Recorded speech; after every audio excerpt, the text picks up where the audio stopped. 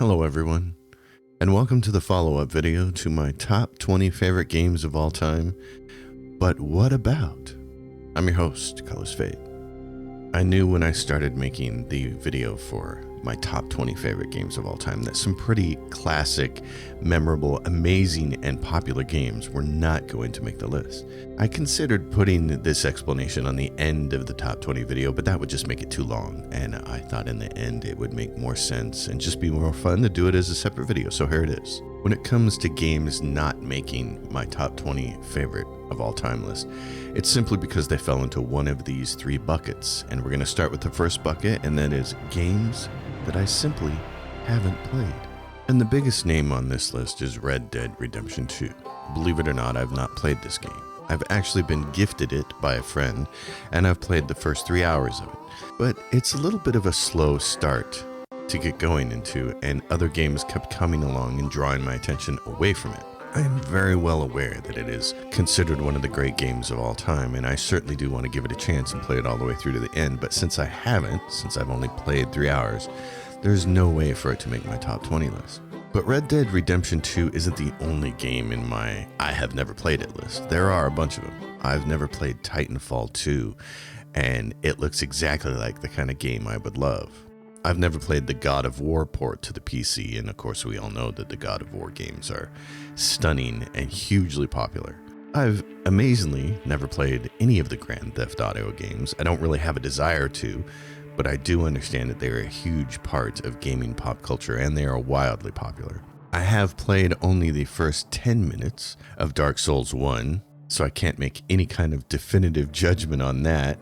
I do know many Dark Souls players who say it is still their favorite game, and I would like to give it a chance sometime. I have played Dark Souls 3 and I enjoyed it immensely, but I would probably never replay it again, whereas I would certainly replay Elden Ring because I already have replayed it several times. And that goes along with games like Sekiro, which I think would be really awesome, and I definitely want to play it sometime, but I haven't, so it can't make the list. And finally on this list, because I know somebody's going to ask about it at some point in time, is the Final Fantasy series of games. I'm just not into them. Sorry, Final Fantasy fans. I will never like this gaming series. It's not my bag. So now you know why some of the games didn't make this list, simply because I've never played them before. But what about the games that I have played that are hugely popular? Why didn't they make the list?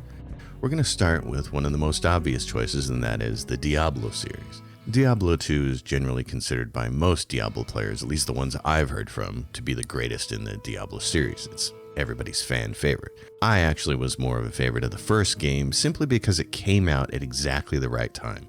There was nothing else like it, and I played the crap out of it. I played it so much. We had LAN parties with friends where we would start on a Friday night and defeat the game sometime Sunday afternoon. It was so much fun, and I love it. It's a great game. Diablo 2 came out, and I didn't feel like it made a big enough leap graphically. It was like, oh, it looks the same, it's just bigger. I never really got into it. I played through the whole game one time with the Barbarian, and then I was happy. Unlike a lot of Diablo players, I don't actually care about playing all the different classes. I don't care about the Necromancer and Druids and all these other things. I just want to play the Barbarian, play through the story, and be done with it. And so that's what I did. I never replayed Diablo 2. Later on, I ended up playing Titan Quest 1 and Titan Quest 2. Same kind of thing. Action RPGs with, a point-and-click attack interface. And what I realized by the time I got done playing Diablo 1, Diablo 2, and the Titan Quest series of games is that I'm just not a huge fan of the action RPG genre. I like it and I'll play it, but it's not nearly as enticing to me as all the other games on my top 20 list. So, while I certainly totally understand the cultural phenomena of Diablo and why people love those games so much, I totally get it. It's just not really my thing. Another game that I have played, which came very close to making the list, was Horizon Zero Dawn. It is a wonderful PC port. And in fact, if you ask me my opinion about my top 20 list in another month, I may swap this out for Fallout 1. This was such an enjoyable experience. Aloy is an amazing voice-acted character, so are all the other characters in the game, except for the antagonist, who has a completely mismatched voice from what they look like. With each dig site you attacked, each loyal soldier you killed, this pestering doubt grew. So why hesitate? Why fail my destined purpose? I had a real hard time getting around that, but the rest of the game is so amazing. It's such a cool idea to have a game where all the combat is basically you against machines, and you have to specifically pick off certain parts of the machines to make them more vulnerable, which is an interesting dichotomy because I have a problem playing the Dead Space remake. I don't like having to target the limbs and shoot specifically and not just kill it, and yet Horizon Zero Dawn fundamentally has the same kind of game mechanic. You can't just blindly shoot at the creatures, and yet they made it engaging and fun. Horizon Zero Dawn was a game that I played last year, and I was so surprised at how positively I reacted to it. I enjoyed everything about it. I thought it was almost a perfect length of time to play. It was a great exploration. It was just a load of fun, and it probably should be on my top 20 list, except for the fact that I haven't replayed it at all. Two other games that I've played, which I adored but didn't make the list, are BioShock 1 and BioShock 2. I loved both of these games when I played them, and I think they're totally fantastic. And when I do get an urge to play something sort of like System Shock, these are the games that I go to. The thing is, System Shock is the granddaddy of these games. It's what made these games possible, and it's still the game that leaves the indelible impression in my mind. And as I said in the top 20, I can't wait to play the remake. I'm so excited for it.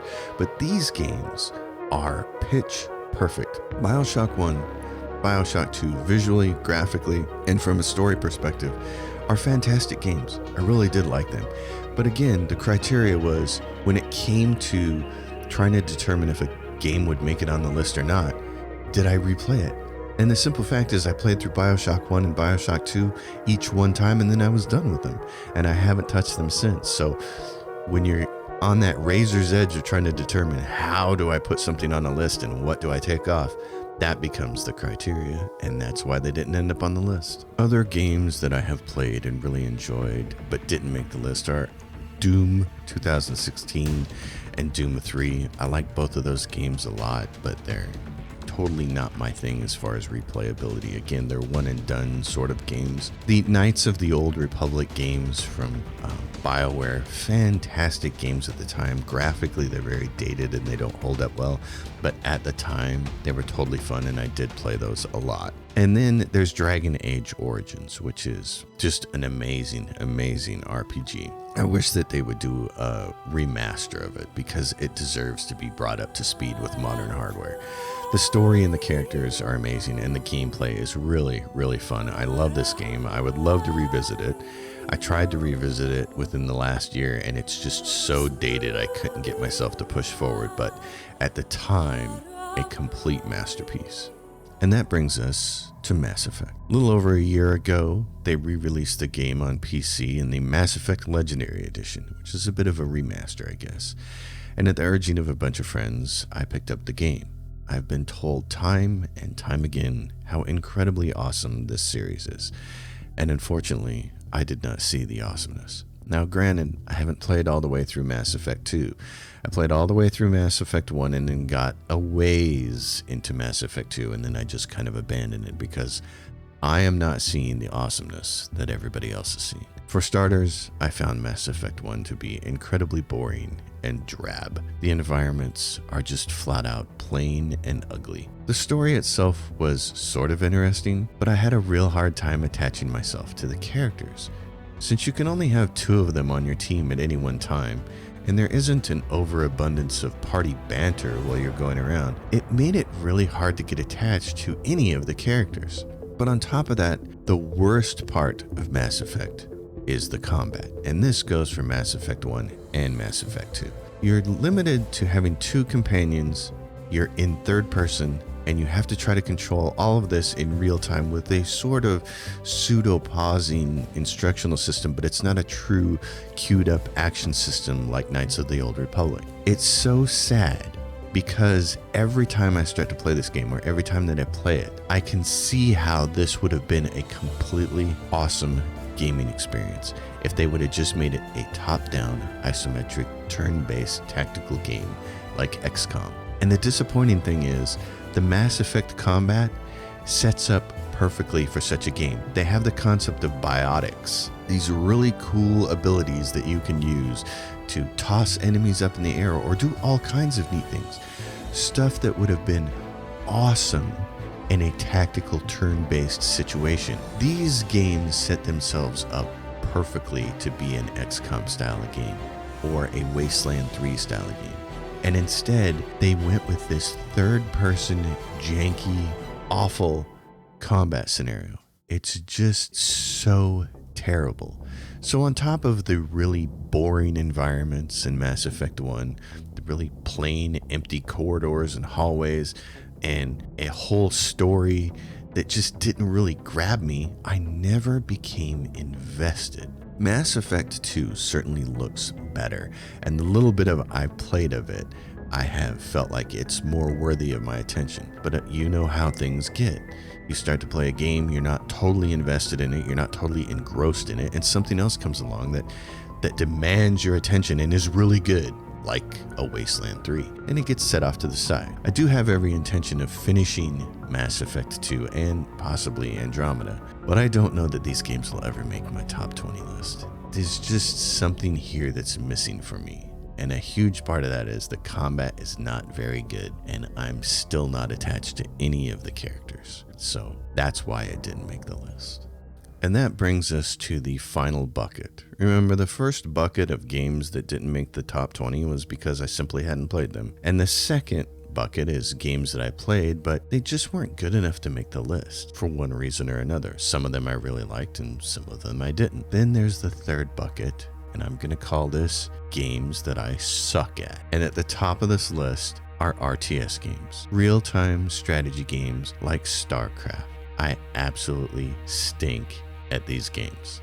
Games like Age of Empires, Company of Heroes, Warcraft, and of course the legendary StarCraft games are all games that I simply stink at, which was really sad because the time when I was doing the most gaming during the early and later 90s, these games were huge. They had massive followings and tons of people played them. But I learned right off the bat that I simply do not have the skill or disposition to play them. I'm terrible at them.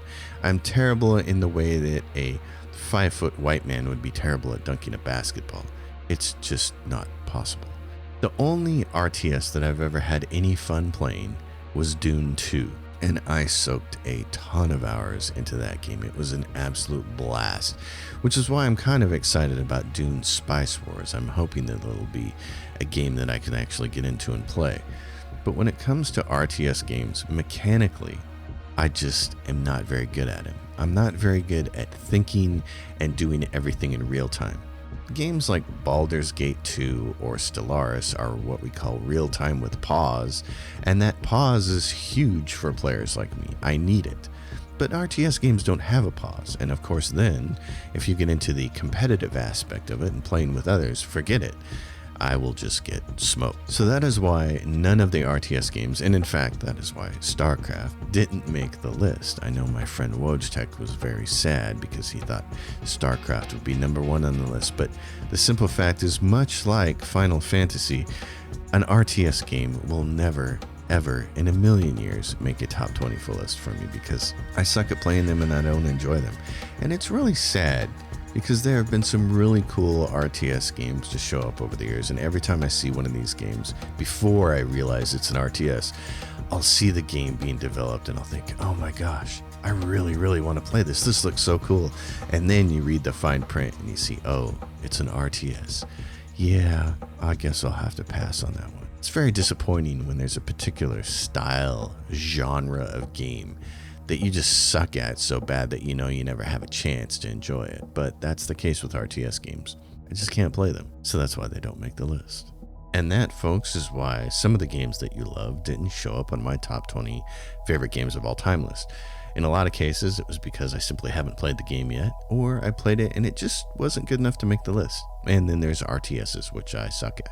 But that's okay, because there are a lot of great games coming out. I really feel like we're living in a golden age of gaming right now. There are a ton of great games that already exist, and many of them have high replay value. And then there's a whole bunch of good games coming out. For instance, War Tales just came out, and it looks absolutely fantastic. I've been playing a little bit of it, and I think it's going to be a game to keep an eye on. It may end up cracking my top 20. In addition, there are some really awesome games coming out this year. In fact, this whole year is chock full of games. May 5th, we have Redfall coming out. It's not a game that'll probably make my top 20 list, but it certainly looks fun as heck, and I'm going to buy it on release day and play it. May 30th, System Shock Remake comes out. We know that's going to vault into my top 20 and replace the old System Shock, and if it's really good, it might jump several spots. There's a DLC for Crusader Kings 3 coming out, and Crusader Kings 3 is a game that I actually end up playing quite a bit. It's a game that I'm going to try to feature on the channel later this year, and it's a lot of fun. It may end up breaking into my top 20 and replacing something else. And then later on this year, we have 3 games that I'm really looking at keeping my eye on because I think all of them could be fun.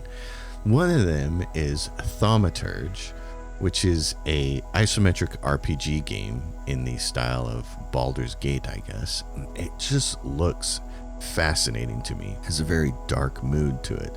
I'm excited to take a look at that one. There's also Shadow Gambit: The Cursed Crew, which is sort of a heist stealth game, but it looks very cool. The art style looks really good. And then the one I'm really excited about, again, another Paradox game, The Lamplighters League, which is coming to us from the Harebrained Scheme Studios, the same people who made Battletech, which is on my top 20 list. I'm very excited about that game. That's probably one of the most anticipated games on my list. In addition to that, I'm also keeping a very close eye on a game called Zoria: Age of the Shattering, which I am a Kickstarter backer for. And then there's the 2 big games that are coming out in the fall. August 31st, Baldur's Gate 3 releases. It's going to be huge. Everybody's going to love it. I can't wait to play it. I played a little bit of the early access and realized I knew I was going to love it, so I left it alone. That's going to be a major release. And then 6 days later, September 6th, at least this is when it's slated to release right now, Starfield from Bethesda. We all know that's going to be massive. And really the only disappointing part of that game is that Bethesda decided to release it so close to Baldur's Gate 3. I'm sitting here on Twitter begging them to push it back a few weeks so we have some time to immerse ourselves in Baldur's Gate 3 before Starfield comes along. Both of those games are going to be incredible. So there's a ton of awesome games coming.